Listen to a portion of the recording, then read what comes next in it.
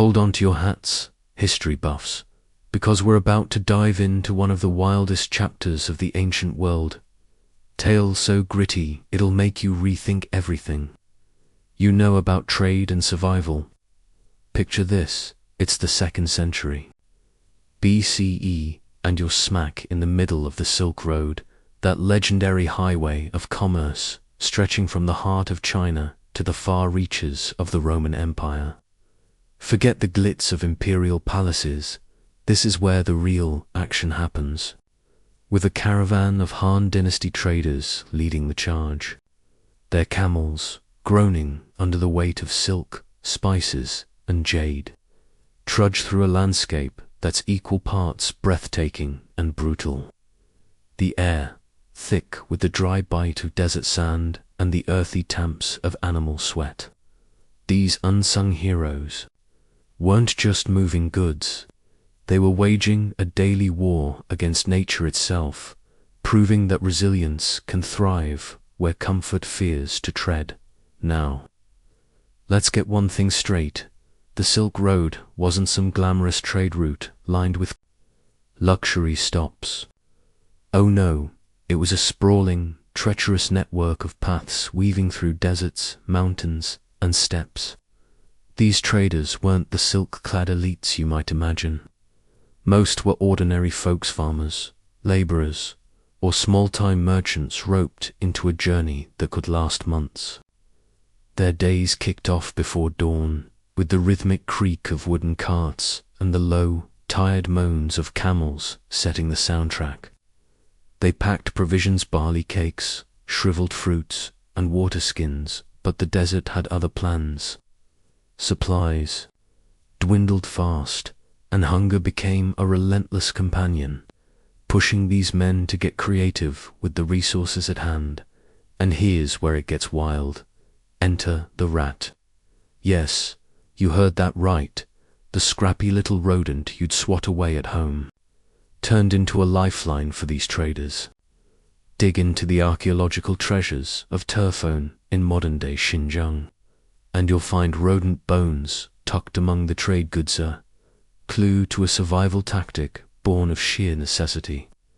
These clever traders trapped rats in camp crevices or along the route, roasting them over crackling fires to keep starvation at bay. The meat was tough, with a gamey kick that'd make a palace chef faint, but it was fuel. This wasn't a gourmet choice.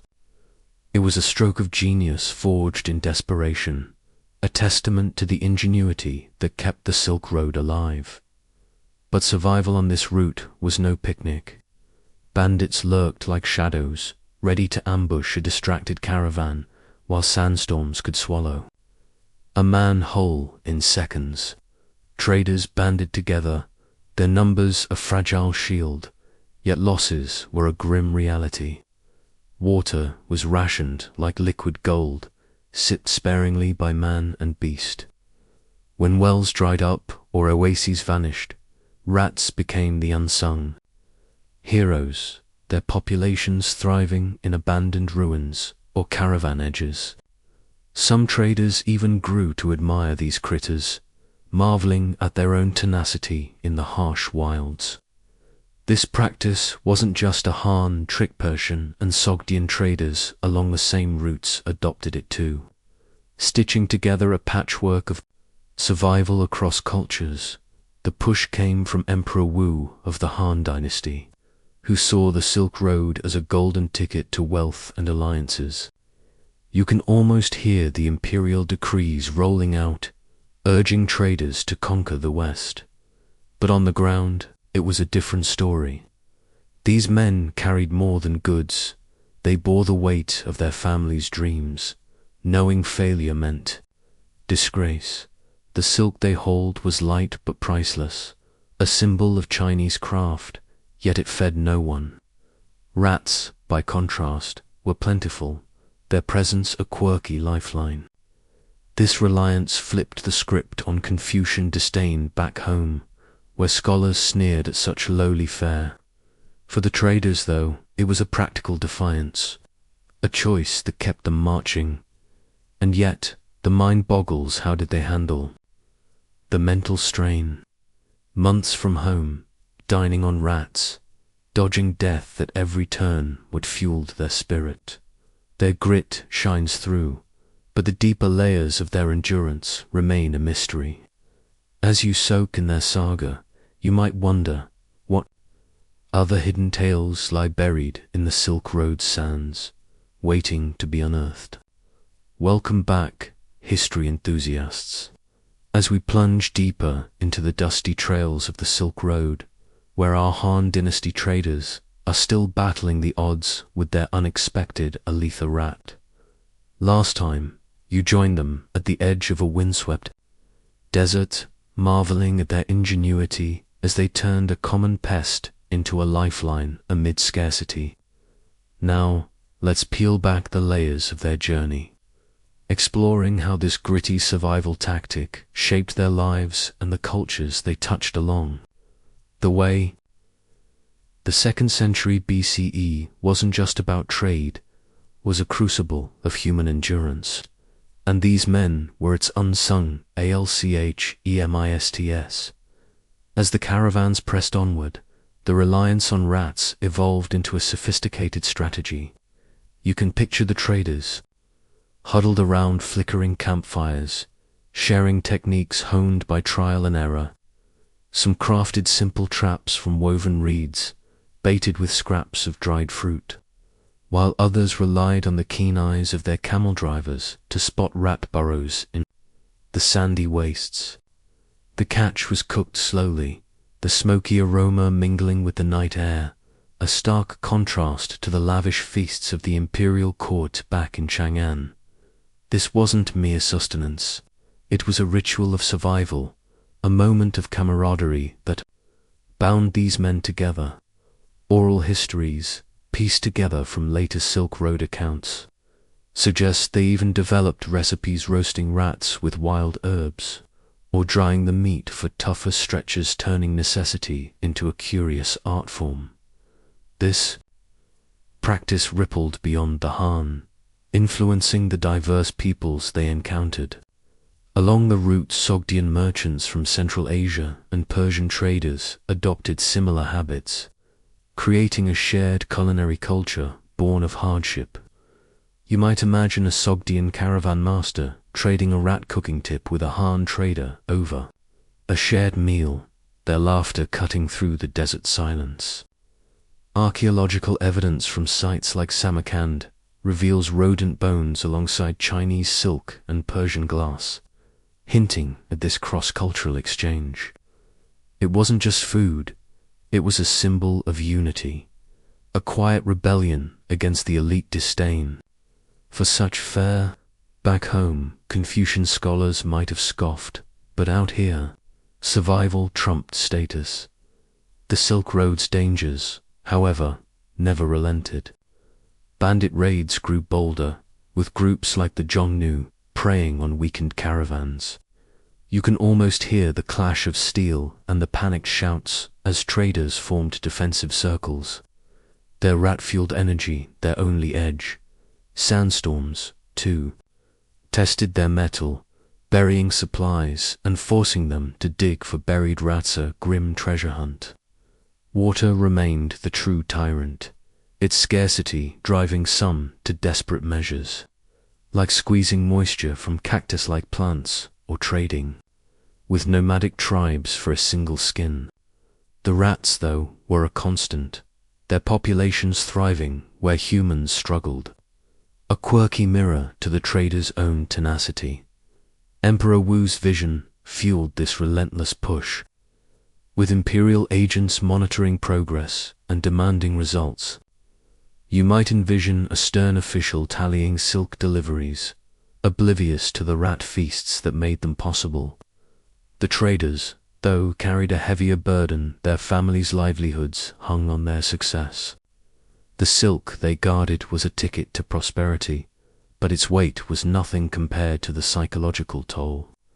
Nights were filled with whispered fears of losing a camel, of never seeing home again. Yet, the rat meals became a strange comfort, a reminder that they could adapt to anything. Some even named their favorite trapping spots, turning the desert into a map of survival. But the toll wasn't just physical. The isolation wore on their spirits, with months away from loved ones, breeding a quiet melancholy. Traders coped by sharing tales of rat feasts that grew taller with each retelling, laced with wry humor. These narratives, preserved in fragments by later historians like Zhang Qian, reveal a resilience forged in adversity. Yet, the question remains, did this reliance on rats change how they saw themselves, or the world they returned to? As their journey deepened, so did the mysteries of their inner lives, leaving us to wonder what drove them through the darkest nights. Welcome back, history lovers, as we wrap up our epic trek along the Silk Road, where our Han Dynasty traders have turned the humble rat into a legend of survival. You've journeyed with them through scorching deserts and bandit-haunted trails, marveling at their ingenuity as they roasted rodents to stay alive. Now, let's dive into the climax of their saga, where their grit faces its ultimate test, and their legacy ripples through time in ways you might not expect. The 2nd century BCE was a proving ground, and these men were its quiet conquerors. As the caravans neared their destinations, be it the bustling markets of Samarkand or the distant ports of the Roman Empire, the stakes soared. You can imagine the tension thickening, the traders' eyes scanning the horizon for the first signs of civilization after months of hardship. The rat feasts, once a desperate measure, became a badge of honor, a story to trade alongside their silk. But the final leg was no victory lap. Bandit ambushes peaked here, with the Zhongnu and other raiders sensing the traders' exhaustion. In one recorded skirmish near Dunhuang, a caravan lost half its goods but clung to life, their rat-fueled strength outlasting the attackers. This resilience turned a meal into a myth, whispered in awe by those who heard the tale. The arrival at trade hubs brought a bittersweet relief. You might picture the traders unloading their precious cargo silk, gleaming under the sun, spices perfuming the air while exchanging rat cooking tips with Sogdian and Persian counterparts. Archaeological finds, like those at Palmyra, show rodent bones mingled with luxury goods, proof of this shared survival culture. The Han traders returned home heroes, their families welcoming them with feasts that paled beside the desert's lessons. Yet the psychological scars lingered. Nights haunted by the desert's silence, the taste of rat meat a lingering memory. Some brought the practice back, quietly integrating it into rural diets. A subtle shift in Chinese culinary history. Emperor Wu's dream bore fruit, with the Silk Road cementing Han influence and wealth. You can almost see the imperial court, marveling at the influx of Roman glass and Persian gold, unaware of the rat-fueled grit that made it possible. The traders' success bolstered the dynasty's power, but it came at a cost. Many never returned, their bones bleaching in the sands, their stories carried by survivors. The practice of eating rats faded as routes stabilized and provisions improved, but it left a mark, a testament to human adaptability that echoed in later trade networks. This saga of survival offers a mirror to our world today. The traders' willingness to embrace the unconventional, leading rats to live parallels modern innovators who defy norms to overcome crises. Their resilience shaped not just the Silk Road, but the global exchange of ideas, laying groundwork for the interconnected world you navigate now. As you reflect on their journey, consider this: what hidden sacrifices from our past still shape the comforts we enjoy? The answer might lie buried in the sands, waiting for the next curious soul to uncover. Thank you for joining this adventurous. Stay tuned for more tales from the past.